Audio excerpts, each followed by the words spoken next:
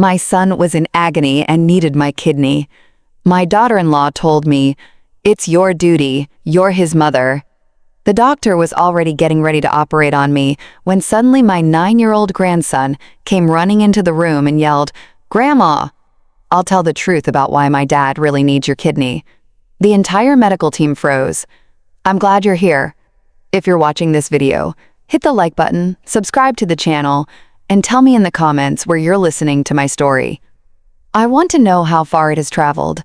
I'm lying on the cold steel of the operating table. The white light of the surgical lamp is blinding my eyes. It's so bright, I want to squeeze them shut with all my might. But I can't. My whole body is stiff. And it's not from the cold.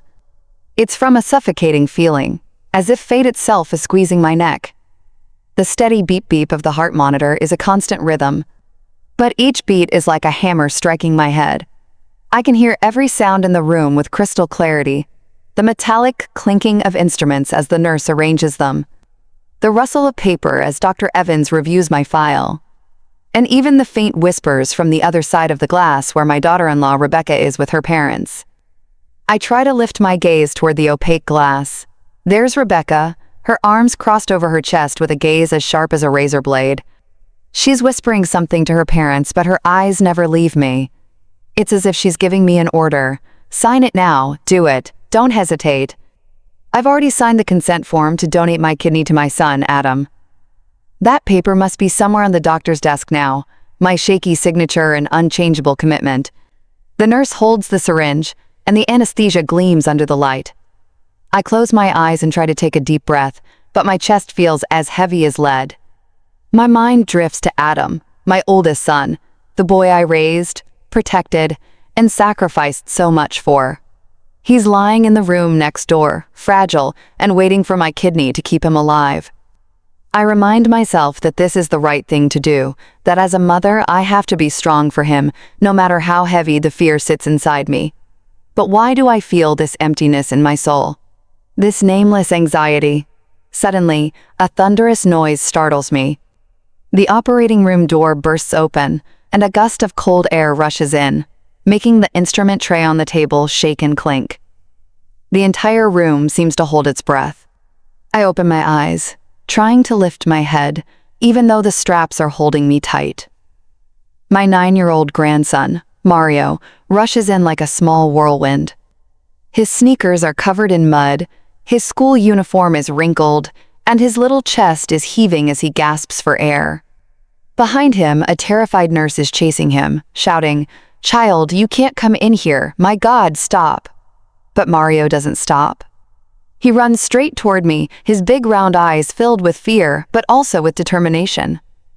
"Grandma," he says in a trembling voice, so clear it squeezes my heart. "I have to tell everyone why my dad really needs your kidney." The whole room falls silent.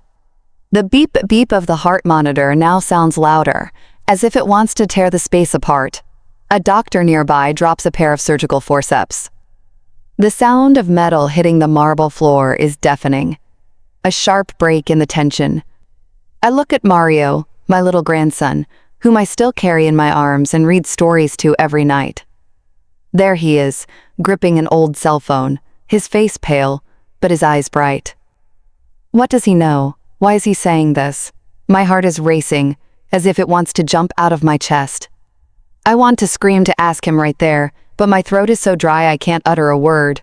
Dr. Evans, the head surgeon, frowns. He raises a hand, signaling for the entire team to stop. His voice is deep but sharp. "Whatever you have to say it now." I see his gaze pass over me and land on Mario, as if he too is caught in this strange moment on the other side of the glass. Rebecca bangs on the door, making the glass shudder. "Don't listen to him," she shouts in a shrill, almost hysterical voice. "He's just a kid, you'll see." But Rebecca's look is no longer cold. It's trembling with panic, as if a secret is about to be revealed. Mario doesn't look at his mom. He only looks at me, gripping the cell phone in his small hand so tightly his knuckles turn white. He takes a deep breath, as if gathering all the courage in his life. I want to sit up, to hug him, to tell him not to be afraid. But I can't move. I can only look, and in my little grandson's eyes, I see a pain, a truth he's trying to bring to light. In that instant, as the whole room holds its breath, memories of the past flood my mind like an avalanche, of those days when I thought my family was a closed circle full of love and trust. I remember my old house in Chicago, where every corner smelled of disinfectant, a scent I'd become so used to, I didn't even notice it. I'm 67 years old, but sometimes I feel much older, as if time stole my vitality a long time ago. My husband Joe has been bedridden for more than 10 years. He sits in his old wheelchair, its wheels squeaking every time I push him into the backyard for some air. He hardly ever talks. Only every now and then does he let out a sigh, his gaze lost in nothingness. Once I took his hand and asked him, "Joe, are you tired of this life?" He just blinked without responding. I don't know if he understood me or if I was just talking to myself. That house was my whole world, the place where I raised my two sons, Adam and Brandon. I did everything to get them ahead. I woke up at dawn to go to the market to sell produce. In the afternoons, I'd sit and sew clothes for the neighbors. And sometimes I'd stay up until midnight to mend torn shirts and deliver them on time. My hands became rough and calloused, my nails always with dirt from digging around in the market. But I never complained. I just wanted Adam and Brandon to have a better life, not to suffer like I did. Adam, my oldest son, was my pride. He was strong, tall, he worked in construction, and always came home with a loud laugh. But in recent years, he started to get weak. At first, it was just tiredness. Then, little by little, I saw him pale with sunken eyes, and once I felt a horrible terror when he told me he was urinating blood. I hugged him and asked, "Adam, what's wrong, son? Tell me." He just shook his head and smiled weakly. "Don't worry, Mom. It's probably just from all the hard work." Rebecca, my daughter-in-law, came into our lives like a strange wind. She was beautiful. She spoke sweetly. And at first, I truly believed she was a blessing for Adam. She took care of him diligently. She brought medicine home, watched his meals, and reminded him to take his pills at the exact time. All the neighbors praised me. "You're so lucky, Mrs. Jones, to have such a good daughter-in-law." And I believed it too.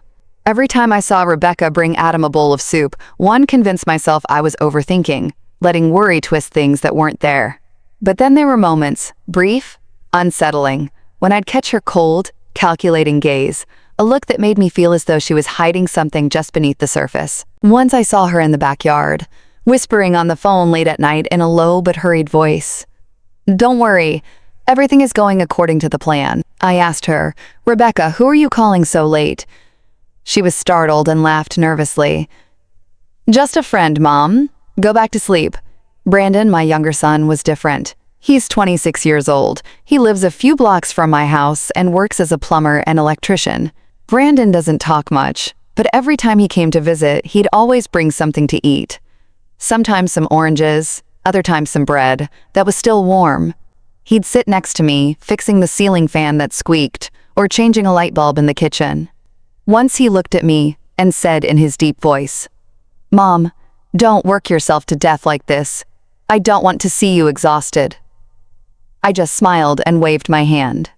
"I can still handle it, Brandon. You worry about your brother. He needs you more." But Brandon just shook his head, his gaze full of concern.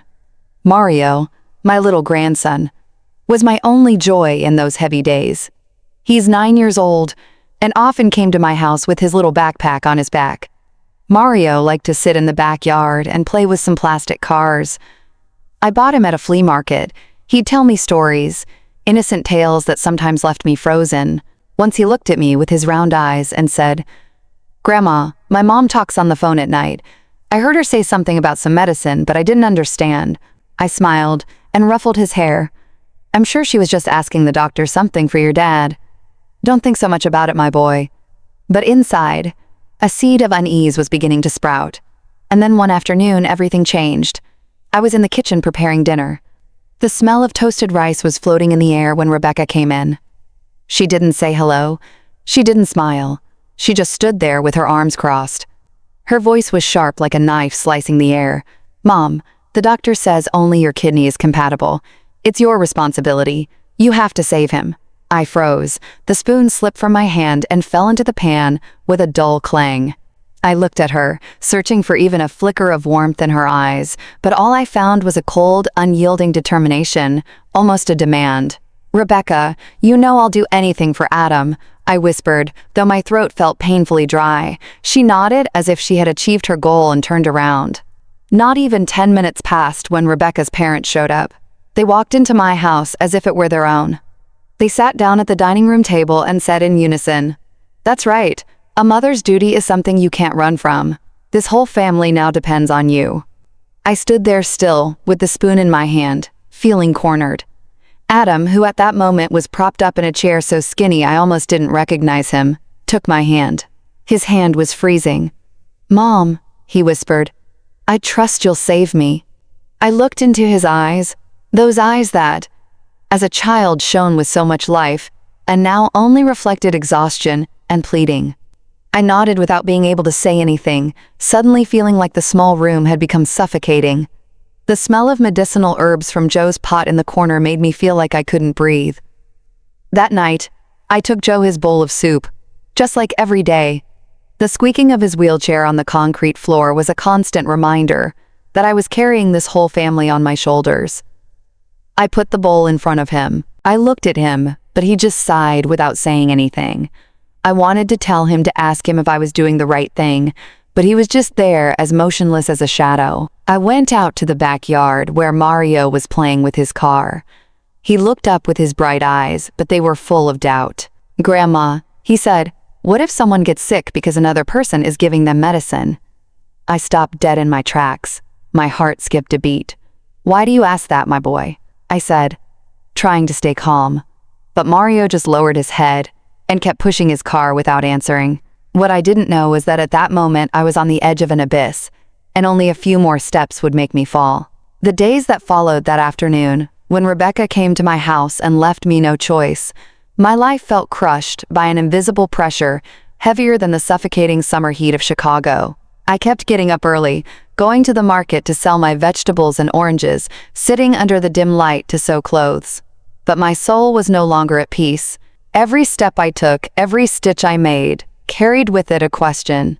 Am I doing the right thing? Do I really have to sacrifice myself like this? But then, Adam's pleading gaze, Rebecca's sharp words, and her parents' questioning looks clung to me without giving me a single moment to breathe. The next morning, when the sun was just peeking out, Rebecca was already at my door. I had just finished preparing tea. The scent of spearmint was just beginning to fill the house when she walked in without knocking, without saying hello. "Mom," she said in a voice as firm as a nail, "the doctor says there isn't much time left. If you keep hesitating, he could be in danger." She put a stack of medical papers on the dining room table, white pages filled with numbers and signatures I didn't quite understand. She pointed to each line as if she were teaching a child. "It says clearly here that you are the only compatible one. No one else can save him." I stood there holding the teapot. The hot water was burning my fingers, but I didn't feel the pain. I only heard the sound of the broom scraping the concrete as I started to sweep the house, a way to escape Rebecca's gaze. "I heard you," I said in a barely audible voice. "I'll do everything for Adam," but inside a heavy rock was weighing me down, making me want to scream, to run away. I kept sweeping. The sound of the broom was like a sad rhythm, trying to drown out Rebecca's words. But she didn't stop. She just stood there, watching me as if she expected me to agree once more to confirm I wouldn't dare refuse. When she left, I sat in a chair and covered my face with my hands. I thought of Adam, of the days when he was little and would run after me at the market, clinging to my skirt and laughing out loud. "Mom, when I grow up, I'm going to build you a beautiful house." Now he lay there, skinny, pale, a shadow of what he once was. I wondered if I could let him go without doing anything. But every time I thought about donating my kidney, I was filled with fear. A fear not of the surgery, but of the feeling that I was being pushed towards something bigger, darker, that I couldn't see clearly. That night, Rebecca's parents came over. They brought a basket of fruit, some mangoes, and some oranges, but they just left it on the table as a mere formality, and sat in the two main chairs in the living room, as if they owned the house. Her father, Mr. Collins, coughed a couple of times and said in a raspy voice, "In my day, parents would sacrifice everything for their children. My grandmother sold all her land to save her son. Now it's your turn. You have to do the same." Rebecca's mother, Mrs. Peterson, nodded with a gaze as sharp as a knife. "If you refuse, this family's honor will be in the dirt. What will the neighbors say? They'll say you don't love your son, that you don't deserve to be a mother." I was sitting there clutching the edge of the table, feeling cornered in a dark corner. I wanted to say something to ask them why all the burden was on me, but I couldn't open my mouth. I just lowered my head and nodded slightly like an automaton. Dinner that night was as heavy as a funeral. Rebecca, with a fake charm, put a piece of chicken on my plate, but her voice was cold. "Mom, save your strength for the surgery." I looked at the chicken on my plate, but I couldn't swallow. Adam was sitting in front of me, his face gaunt and his eyes sunken.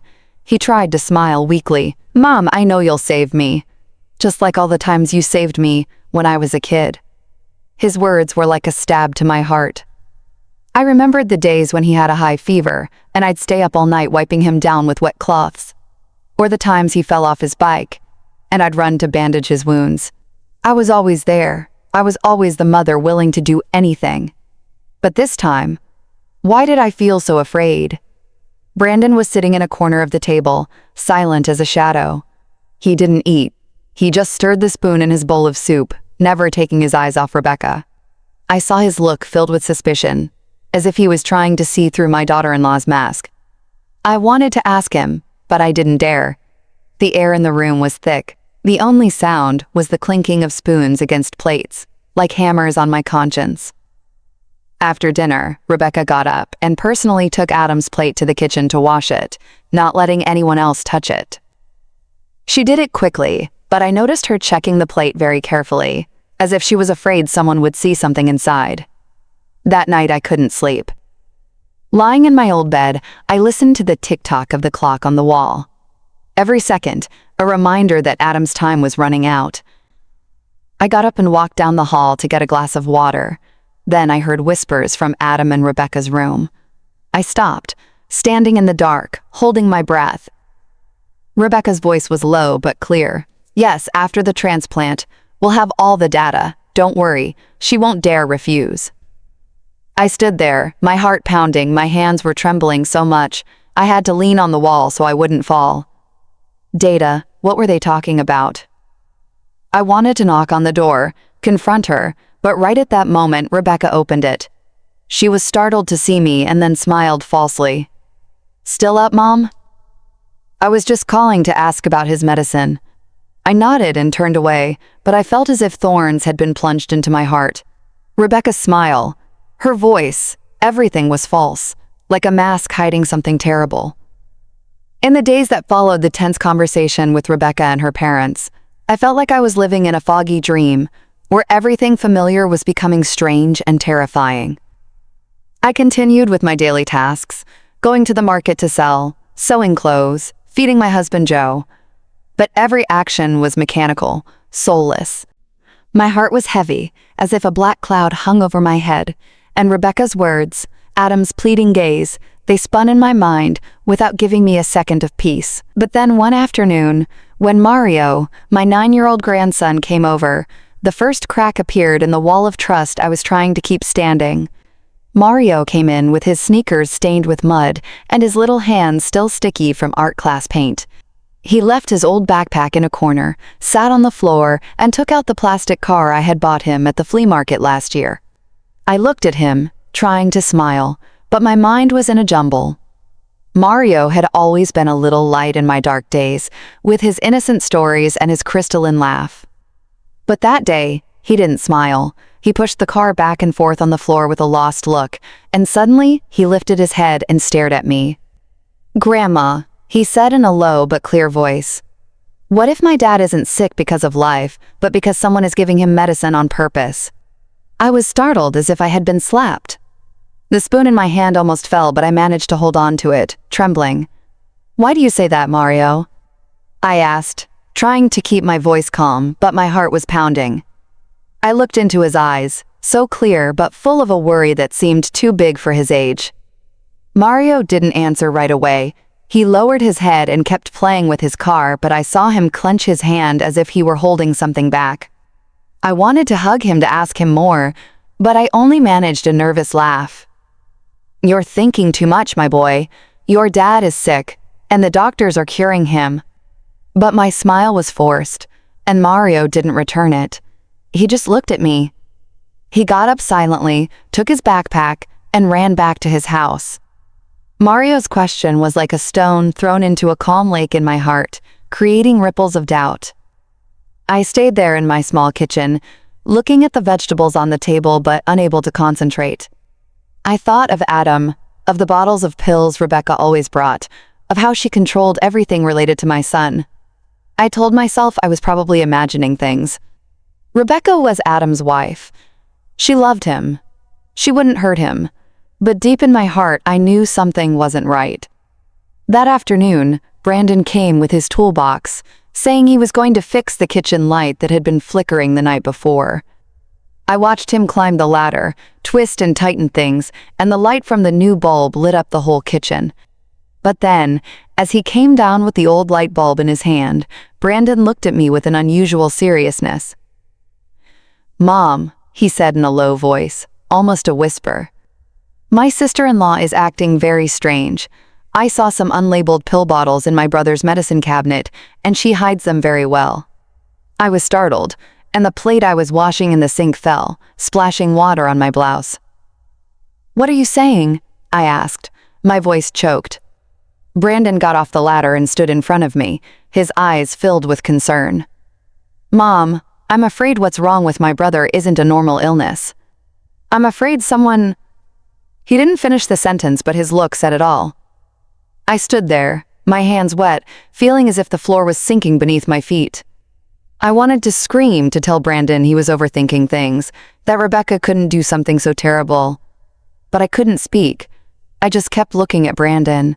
And in my head, Mario's question echoed again. What if my dad is sick because someone is giving him medicine? I tried to discard that idea, but it clung to me like a shadow.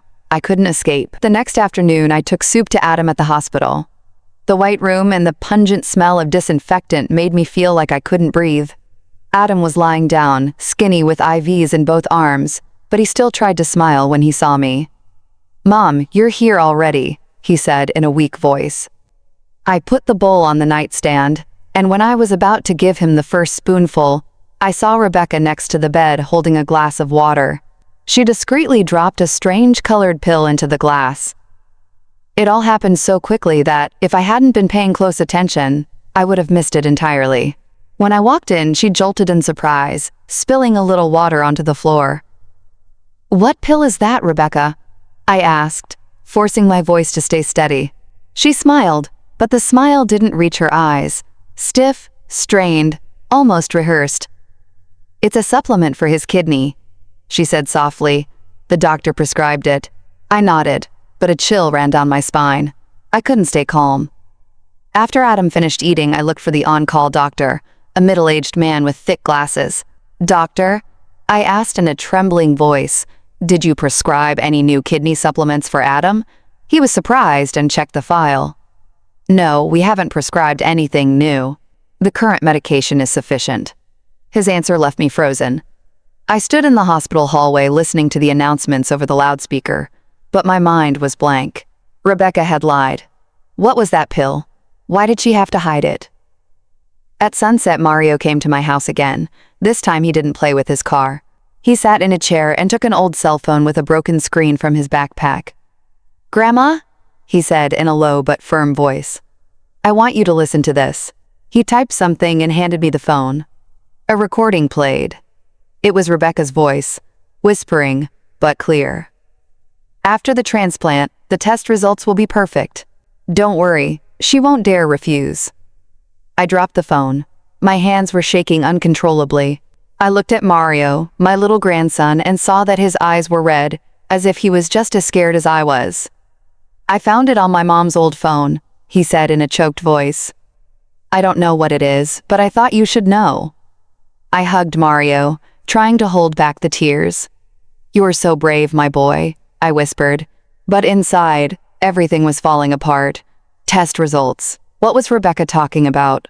I thought of Adam, of the unlabeled bottles, of Brandon's suspicious look, of the strange colored pill in the glass of water.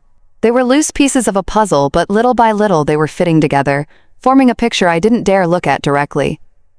That night, I didn't sleep. I sat in my silent house, listening to the tick-tock of the clock. Every second, a reminder that Adam's time was running out. One morning, I went to the hospital carrying an old plastic container with hot food. The smell of rice and stewed meat escaped from the edges. Adam's room was white, cold, and the smell of disinfectant was so strong I had a hard time breathing. I had gotten used to that environment, but that day I felt it pressing on my chest. Adam was lying there with sunken eyes and a pale face, but he still tried to smile when he saw me. "Mom, you're here so early," he said in a voice as weak as a sigh. I put the food on the nightstand and tried to smile, but a storm was raging inside me. The doubts of the previous days, Mario's question, Brandon's warning, all screamed in my head without giving me peace. Rebecca was already there, sitting next to Adam's bed, staring at the IV bag that dripped slowly. She didn't look at me. She didn't say hello. She just nodded silently as if my presence was a given. On the nightstand, I noticed a small pill bottle with the cap jar half hidden under a crumpled paper napkin. The bottle had no label. It was just a white plastic container with some strange blue pills inside. I picked it up, trying to keep my voice firm. "What medicine is this, Rebecca?" She was startled. She almost jumped and snatched the bottle from my hand so fast that it made me step back. "They're just vitamins, Mom," she said with a smile as fake as cheap paint. "The doctor prescribed them to help his kidney." I nodded, but a chill ran down my spine. Rebecca's smile, the way she snatched the bottle from me. Everything was wrong, as if she were hiding a secret I wasn't supposed to know. I sat next to Adam and started to feed him, but my mind was somewhere else. I thought about the unlabeled bottle, about what Brandon had said about the strange medicines Rebecca was hiding. I thought about Mario, about his innocent but sharp question. What if my dad is sick because someone is giving him medicine? I wanted to ask Rebecca right there. I wanted to scream and demand the truth. But I was afraid.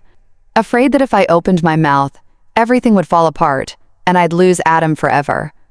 I watched my son struggle to swallow each bite, his face tightening with discomfort, and I forced myself to breathe. "Mary, stay calm. You need to understand what's really happening first," I told myself. At noon, Brandon arrived at the hospital. He walked in with his hands still stained with grease from work and his old shirt worn out at the shoulders. He didn't say anything. He just sat silently in a corner watching Rebecca, who was in the hallway talking to a nurse. When she left, Brandon came up to me and took a small plastic bag from his backpack. "Mom, I want you to see this," he whispered in a voice as tense as a guitar string. He showed me his phone. On the screen were some blurry photos, but clear enough to stop my heart.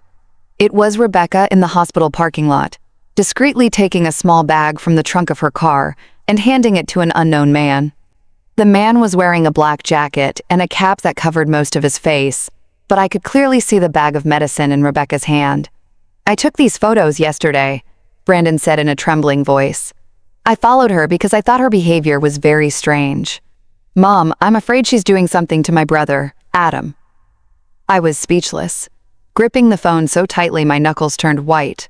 The cold floor of the hospital seemed to absorb all the warmth from my body.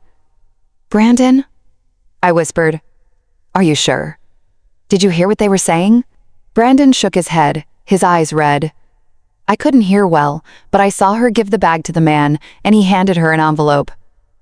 "Mom, this isn't normal." I looked into Brandon's eyes. I saw the concern and the rage in them, and I knew he wasn't lying. But I still didn't want to believe it. Rebecca was Adam's wife. She had sworn to take care of him. How could she do something so terrible? That afternoon, when I returned home, Mario came again. He didn't run or play as usual. Instead, he sat silently in a chair, hugging his backpack. "Grandma," he said, in a low but determined voice, "I want you to hear something." He took the old cell phone with the broken screen from his backpack and trembling played an audio file. Rebecca's voice echoed, whispered, but clear as a knife plunging into my heart. After the transplant, the data will be complete. Don't worry, that old woman won't dare refuse. This result is worth 100 times more.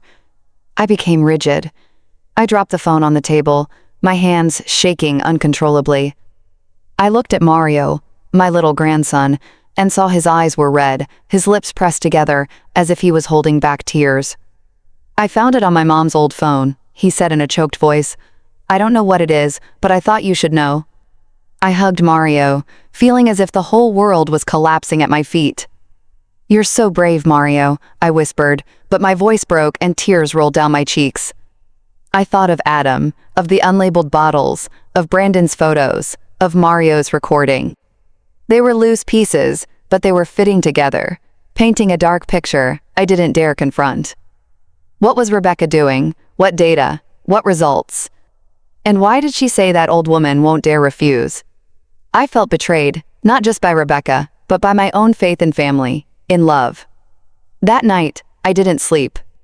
I sat in my silent house, listening to the sirens of an ambulance in the street, the red and blue lights flashing through the window like cuts in my soul. I thought of Adam, of how he was getting weaker every day, of the strange medicines, of Rebecca's calculating whispers. I thought of Brandon, of the suspicion and worry in his eyes, and of Mario, the 9-year-old who had bravely brought me the truth. I held my head, feeling like my brain was going to explode. I wanted to run to the hospital, confront Rebecca, scream, and demand an explanation, but I was afraid. Afraid that the truth was even more horrible than I imagined, afraid I wouldn't have the strength to bear it. I got up, went out to the backyard, and looked at the pale moonlight. I thought of Joe, my silent husband who could only sit and watch everything. I wanted to tell him, to ask him what I should do, but I knew he wouldn't answer me. I was alone with the pieces of a truth that were slowly revealing themselves. The next morning, I woke up with the feeling that the whole world was weighing on my chest. The birds chirping in the backyard, a sound that normally brought me calm, now felt like knives stabbing my mind. I knew today was the day the hospital would make the final decision about Adam's kidney transplant. The clues Mario and Brandon had given me, the recording, the photos, the unlabeled bottle, they kept spinning in my head. But I didn't dare face them. I was afraid that if I dug deeper, I would find a truth I couldn't bear. I just wanted to save Adam, to see my son healthy again, even if the price was a part of my body. But deep down, I knew things weren't that simple. The hospital scheduled me for noon. I entered a small meeting room where Dr. Evans was already waiting for me. He spread the lab results on the table, white sheets filled with numbers and graphs I didn't understand. "Mrs. Jones," he said in a grave but firm voice, "we have reviewed everything thoroughly. You are the most compatible person to donate your kidney to Adam. If we don't proceed soon, his life will be in danger." I sat there, clutching the edge of my blouse, my head buzzing like a swarm of bees trapped inside my skull. "I understand," I whispered, though my voice was so faint I wasn't sure he even heard it. Dr. Evans looked at me then, and his expression softened with quiet sympathy. "Do you need more time to think about it?" he asked. I shook my head, not because I had already decided, but because I felt I had no other way out. Rebecca, her parents, and even Adam, they were all counting on me, and I couldn't let my son die. Through the glass of the door, I saw Rebecca standing there with her arms crossed. Her gaze, as sharp as ever, gave a nod to her mother, Mrs. Peterson, as if she were sure I wouldn't dare refuse. That gesture gave me a chill, as if they were playing a game of chess and I was just a pawn. I wanted to get up to yell that I knew about the bottle, about the recording, but I couldn't. I just sat there feeling trapped in an invisible cage with no escape. That evening, I gathered the whole family in my small house. The living room was crowded. The yellowish light of an old bulb reflected on the worn-out walls. I put a teapot on the table. The scent of spearmint couldn't disperse the heavy atmosphere. Rebecca's parents, Mr. Collins and Mrs. Peterson, sat in the center, occupying the two best chairs as if they were the owners. Rebecca sat next to them, her hands clasped, giving me a sidelong glance as if to make sure I wouldn't back out. Adam was lying on a sofa, his face pale and his breathing weak. Brandon was leaning against the wall, silent, but his eyes were red, as if he was holding back a fury about to explode. Mario was huddled in a corner, hugging his small backpack, his eyes filled with distress. I took a deep breath. My hands trembled as I set the teapot down. "I've made a decision," I said in a trembling voice, but trying to sound firm. "I'm going to donate my kidney to Adam." The room exploded like a bomb. Mrs. Peterson clapped and said in a shrill voice, "That's a real mother. I knew you wouldn't disappoint this family." Rebecca covered her face. Tears were streaming, but I saw how she clenched her fists, as if she were acting in a play. "Oh, Mom," she said in a choked voice. "I knew you love him more than anyone. Thank you." Adam looked at me with eyes clouded by exhaustion, but he still managed to say, "Mom, I owe you my life." His words broke my heart like a dagger to the chest, but then Brandon jumped up and hit the table hard. The bang made the teacups vibrate. "No," he yelled, his voice trembling with rage. "Mom, don't you see? You're sacrificing yourself for a wicked plan. She's using you, and she's using my brother Adam." The air in the room became thick. The only sound was the buzzing of a mosquito around the light bulb. Rebecca leaped to her feet and pointed at Brandon. "What are you saying? How dare you accuse me? I do everything for my husband." But Brandon didn't back down. He came closer, his gaze on fire. "Accuse you? And what about those unlabeled bottles? And those midnight calls? Mom, you can't let them deceive you." I looked at Brandon, then at Rebecca, and finally at Adam. I wanted to say something to ask Brandon to calm down, but I couldn't. I just looked away, feeling as if the whole world was coming down on me. That night, I sat alone in my small room, in front of the old wooden table. The oil lamp flickered. Its dim light illuminated the trembling words I was writing in my will. I wrote that the little house would go to Brandon and some of my few valuables to Mario. Every stroke was like a cut in my soul. I didn't know if I'd survive the operation, but I wanted to be prepared to leave something for those I loved. Joe was sitting motionless in his wheelchair in a corner, watching me with his lifeless eyes. I saw his hand tremble as if he wanted to say something but couldn't. I looked at him, and tears rolled down my cheeks. "Joe, I have to do it right. I have to save Adam." He didn't answer. He just blinked, and 2 tears fell down his gaunt cheeks. I folded the will and tucked it into the bottom of an old wooden box where I kept memories from my wedding. Outside, the rain poured steadily, its rhythm blending with the sound of my own sobs. By early morning, when the sky was still dark and fog clung to the narrow streets leading to the hospital, I found myself lying on a gurney in the back of an ambulance. I was clutching a small fabric bag with a change of clothes and an embroidered handkerchief I'd had since my wedding day. The ambulance siren howled, but I no longer paid attention. The streetlights filtered through the window, blurred like my broken dreams. I closed my eyes and tried to breathe, but my chest felt heavy. Today was the day I would donate my kidney to Adam, my son. I had already decided. I had written my will. I had prepared myself mentally, but my heart was still in knots, as if I were entering a nightmare I couldn't wake up from. When the ambulance stopped, a nurse pushed the gurney down an endless hospital hallway. The screeching of the wheels on the tiled floor was like a hammer hitting my head. Rebecca was walking right behind me. Her steps were light but firm, like those of a guard. "Don't worry, Mom," she said in a low but sharp voice. "After the surgery, everything will be fine." I looked at her out of the corner of my eye and saw a flash of triumph in her eyes, as if she had already secured her victory. Her smile gave me a chill, not from cold, but from the feeling that I was being led into a plan where I was just a pawn without a will. At the reception, Rebecca's parents, Mr. Collins, and Mrs. Peterson were already there. They were dressed up.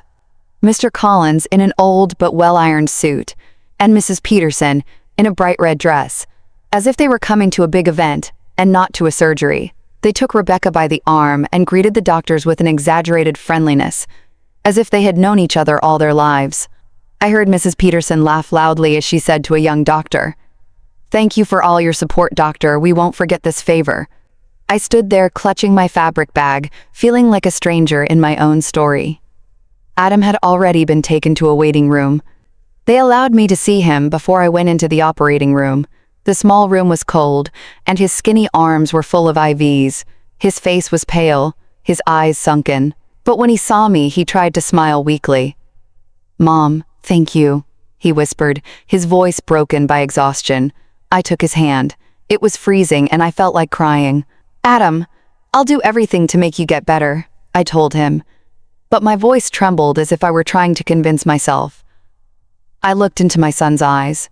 I saw an absolute trust in them and wondered, am I doing the right thing?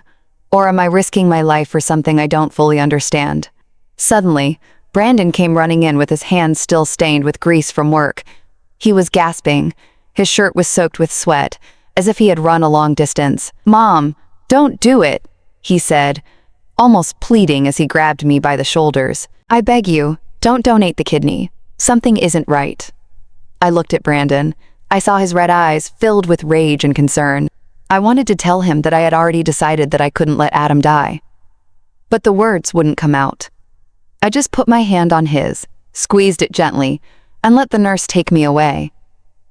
Brandon was left there powerless, shouting behind me, "Mom, listen to me." But I didn't turn around. I didn't dare turn around because I was afraid that if I looked into Brandon's eyes, I would fall apart. The hospital hallway was long and cold. The smell of disinfectant was so strong, it made me nauseous. An impersonal voice sounded over the loudspeakers. "Operating room number 3. Prepare for kidney transplant." They took me to a changing room where a nurse put a cap and a mask on me. The cold blue gown they put on me was a reminder that I was about to lose a part of my body. I looked at myself in the mirror. I saw my gaunt face, my eyes surrounded by dark circles. I asked myself, "Mary, what are you doing? Are you sure this is the right thing to do?" But then the image of Adam in the hospital bed appeared in my mind and I gritted my teeth and went on. As I walked down the hallway, I saw Rebecca and Mrs. Peterson standing by a glass window, talking to an unknown man. He was wearing a black jacket and a cap that covered his face, identical to the man in the photo Brandon had shown me. I saw Rebecca hand him an envelope, and he slipped it into his jacket pocket without hesitation. My heart slammed against my ribs, and a cold sweat crept down the back of my neck. What were they doing? What was inside that envelope?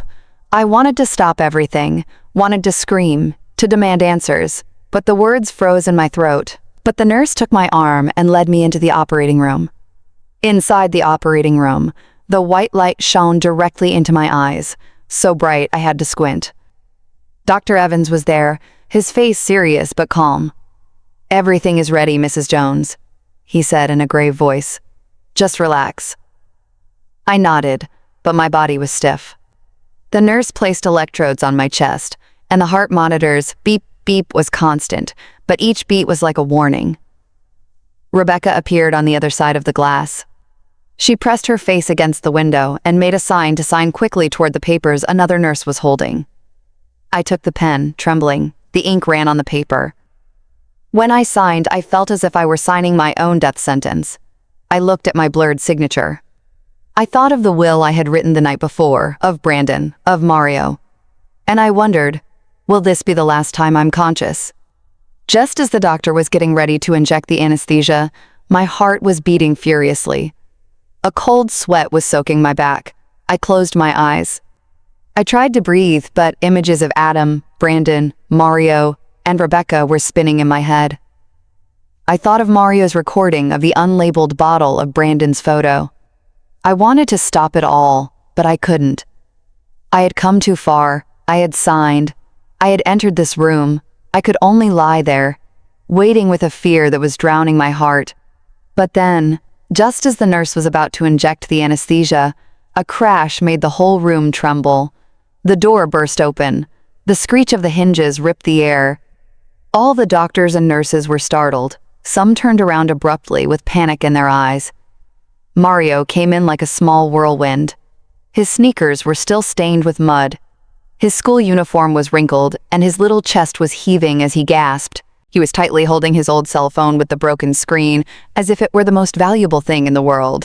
A nurse ran after him, shouting desperately, "Child, you can't come in here, my God, stop." But Mario didn't stop. He ran straight toward me, his big round eyes filled with fear, but burning with a determination I had never seen in a child. "Grandma," he said in a trembling voice, but so clear it froze everyone in the room. "I have to tell everyone why my dad really needs your kidney." His words were like a bomb that exploded in my head. I held my breath, my heart seemed to stop. The operating room fell into an absolute silence broken only by the beep-beep of the heart monitor, which now sounded louder, as if it wanted to shatter the stillness. A nearby doctor dropped a pair of surgical forceps. The metallic sound against the marble floor was deafening, a sharp cut in the tense air. Dr. Evans, the head surgeon, raised a hand, signaling for the entire team to stop. He frowned, but his voice was calm and firm. "Let the boy speak. Whatever you have to say it now." I looked at Mario. I saw his little hand gripping the cell phone, his face pale, but his eyes bright as if he were carrying the weight of the world on his shoulders. "Get out!" Through the glass, Rebecca banged on the door furiously, making the glass resound. "Don't listen to him!" she shouted in a shrill, almost hysterical voice. "He's just a kid, you'll see." But Rebecca's gaze was no longer icy cold.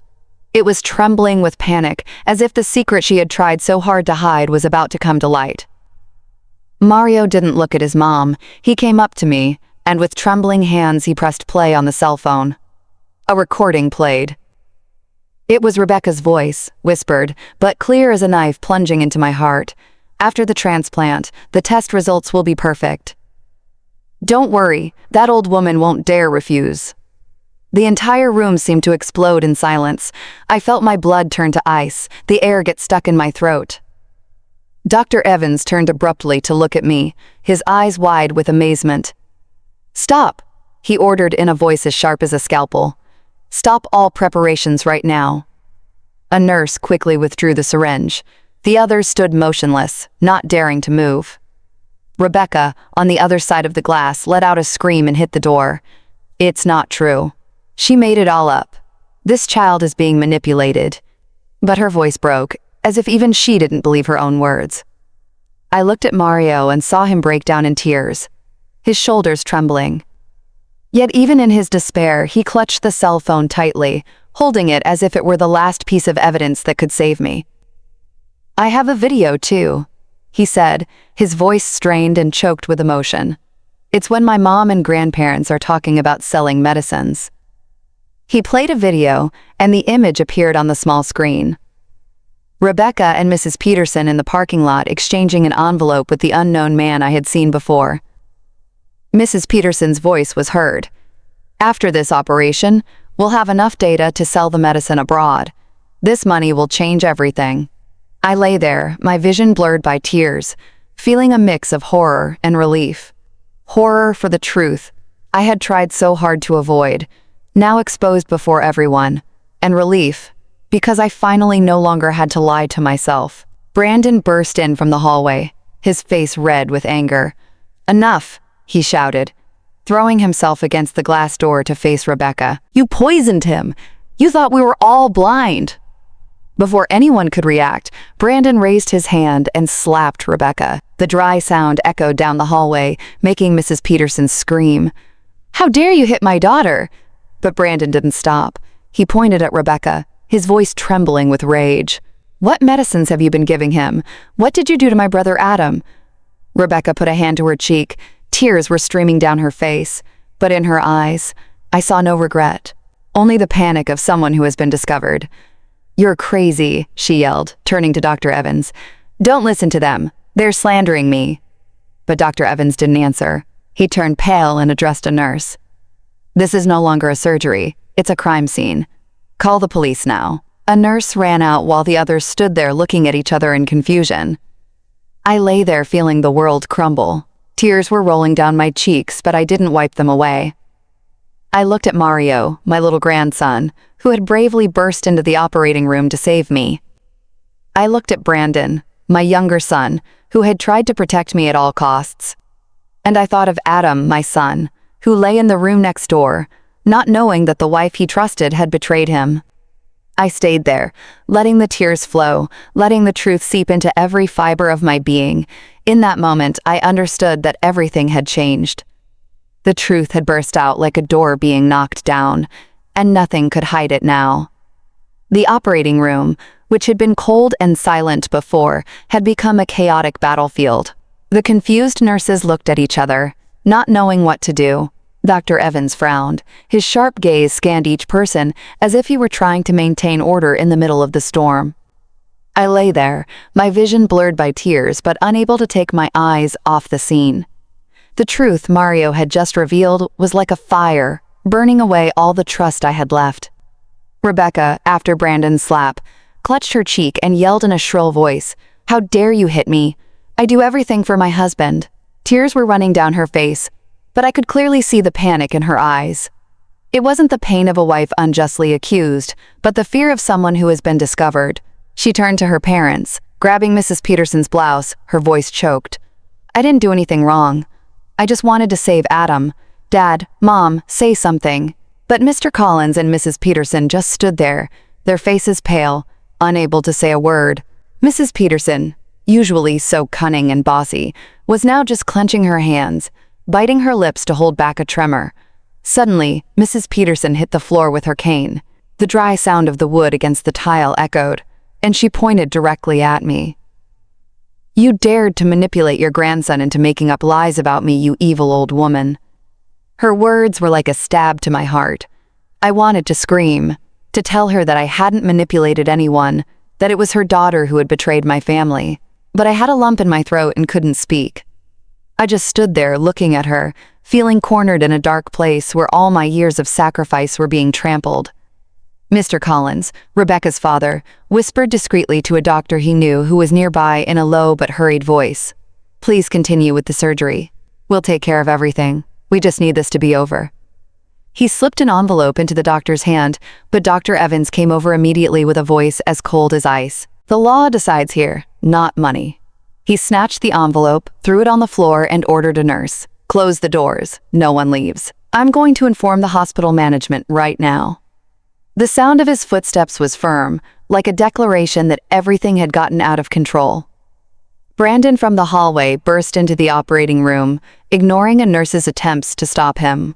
He grabbed me by the shoulders, his eyes red, and shouted, "Mom, don't donate the kidney. It's all their plan. She poisoned my brother. Don't you see, Adam?" Brandon's voice trembled, full of rage and pain. I looked into his eyes and saw the desperation of a son trying to protect his mother. I wanted to say something, to comfort him somehow, but nothing came out. I just stood there, frozen, feeling the world crumble beneath my feet. From the preparation room nearby, I heard Adam's weak, confused voice. "What's going on? Why are they arguing?" He tried to sit up, each breath strained and trembling, struggling to understand the chaos unfolding around him. The IVs in his arm trembled with the movement. I heard my son's voice, and my heart broke into 1,000 pieces. Adam knew nothing. He didn't know that the wife he loved, the one he trusted, had dragged the whole family into a dark conspiracy. I wanted to run to him, hug him, and tell him everything would be all right, but I couldn't move. I only lay there with tears streaming, feeling torn between my love for Adam and the horrible truth that had just come to light. Mario, standing beside me, broke into a fit of sobbing, but he still lifted the cell phone and said in a choked voice, "I have another video. This is when my mom gives the medicines to my grandparents." He played the video and the image appeared on the small screen. Rebecca and Mrs. Peterson in the parking lot making the exchange with the unknown man. Mrs. Peterson's voice was heard clear and cold. "If the transplant is a success, we can sell the medicine abroad. With that money, we can launder all the dirty profits." The entire room fell silent. A nurse covered her mouth, her eyes wide with horror. Dr. Evans was frozen, gripping the file as if to contain his rage. Rebecca, in a panic, lunged to snatch the cell phone from Mario, trying to throw it to the floor.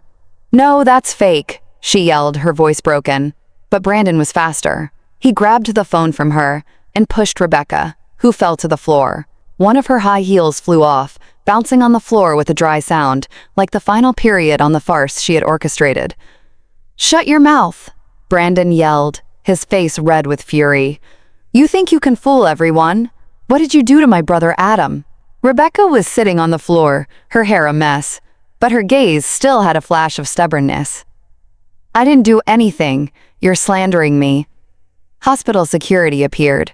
Two men in uniform entered with serious expressions. They approached Rebecca, Mr. Collins, and Mrs. Peterson, not giving them time to react.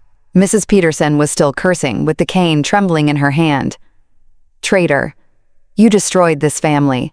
She pointed at me, but her voice broke as if even she knew everything was over. Rebecca was held firmly. She writhed. Let me go. I didn't do anything wrong. But her gaze now only reflected the desperation of someone cornered. I lay there motionless, my body cold, but my eyes wide open, watching the truth unfold before me. When the operating room door closed behind the police, the screams of Rebecca and her parents still echoed in the hospital hallway.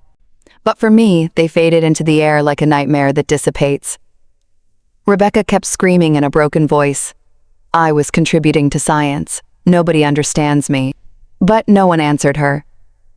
Mr. Collins and Mrs. Peterson, who once sat with such arrogance in my living room, now walked with their heads bowed, escorted in silence. I lay on the operating table, still trembling, but it was no longer from fear. A strange feeling of relief flooded me, as if I had been freed from a cage I didn't know I was in. Dr. Evans came over.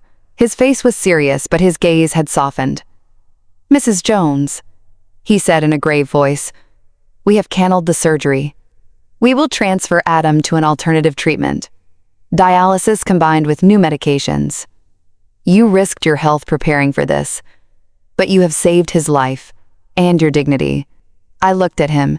Tears were rolling down my cheeks, but I didn't wipe them away. Thank you, doctor, I whispered in a weak but sincere voice. I didn't know if I had really saved my dignity. But I knew that for the first time in months, I felt like I was breathing, truly breathing. Brandon ran to me and helped me sit up. He took my hand tightly. His gaze was firm but full of pain. You still have me, Mom, he said in a choked voice. I'm going to protect you from now on, I promise. I squeezed his hand, feeling the warmth of his rough, grease-stained skin. I looked into Brandon's eyes and saw the strength of a son willing to carry the whole world to protect his mother. You're my pride, son, I whispered, and the tears fell again. Brandon didn't say anything. He just hugged me tightly. And in that hug, I found some comfort in the middle of the ruins of my family. Adam was transferred to a recovery room. When I entered, he was lying down, his face pale and the IV still in his arms.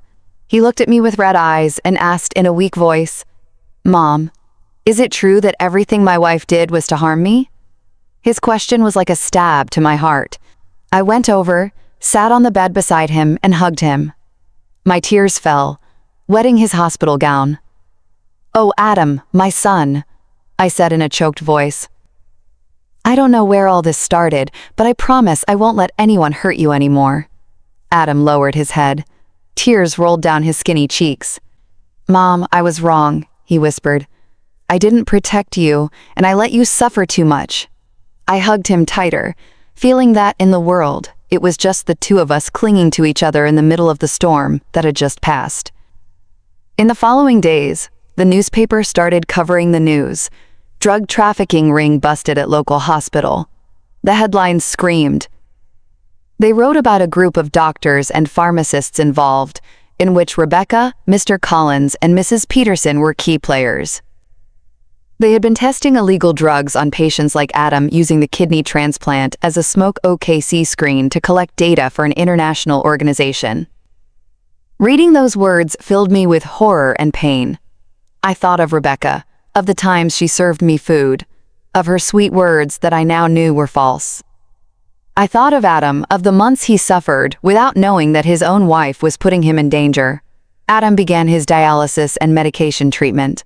His health improved slowly but steadily. One afternoon, he took my hand, lowered his head, and said in a choked voice, Mom, I was blind. I trusted Rebecca and almost let you lose everything. I stroked his head like I used to when he was a child and told him, Son, what's important is that you're still here. That's all I need.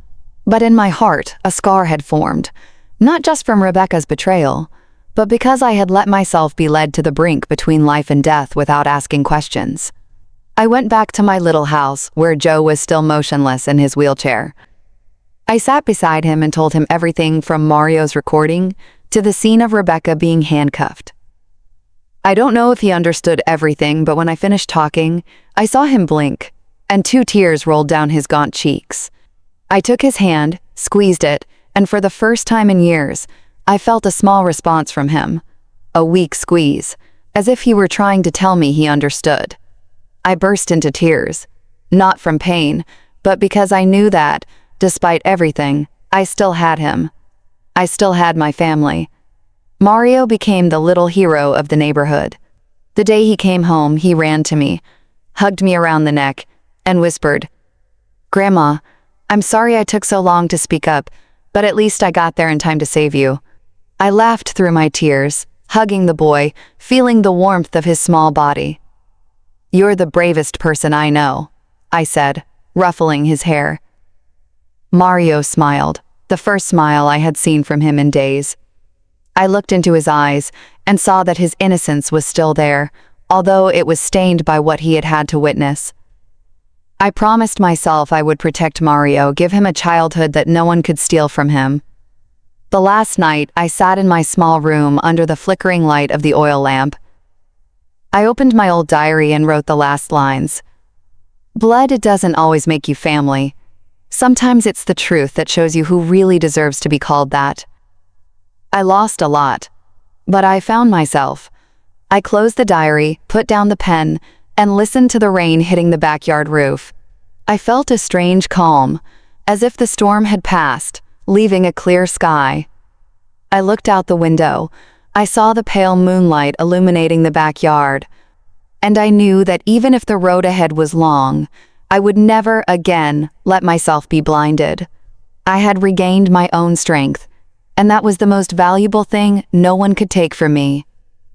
The story you've just heard has been changed in names and places to protect the identity of the people involved. We are not telling this to judge, but with the hope that someone listens and stops to reflect. How many mothers are suffering in silence inside their own homes? I truly wonder, if you were in my place, what would you do? Would you choose to be silent to keep the peace? Or would you dare to face everything to reclaim your voice? I want to know your opinion, because every story is like a candle that can light the way for someone else. God always blesses, and I am convinced that courage leads us to better days.